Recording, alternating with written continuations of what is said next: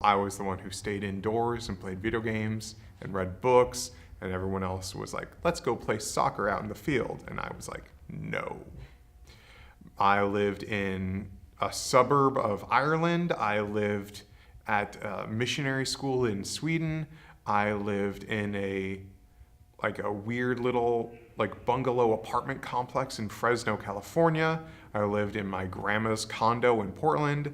I lived in a different suburb of Dublin, Ireland, and then I live back in Portland.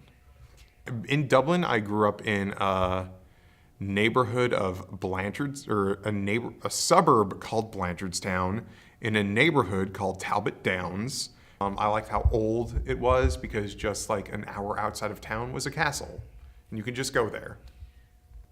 So we had a solid year where the houses were still being built, which meant that a bunch of neighborhood kids, we could just go into the construction sites and like go through the houses. I do remember I was reading the Animorphs book series at the time, and in the very first book, they're wandering through a construction site and meet an alien. So in my head, I pictured, and I could not stop picturing, just my neighborhood as the construction site they were wandering through.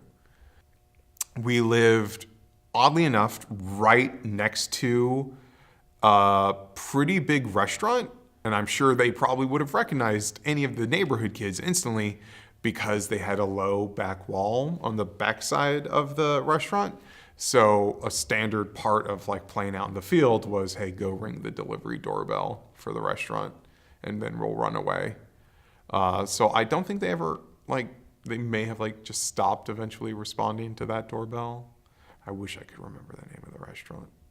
I can't. It's probably gone or something else now.